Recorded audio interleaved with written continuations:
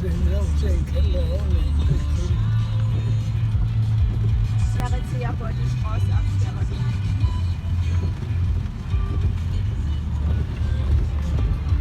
Und da musst du nachher anders bringen.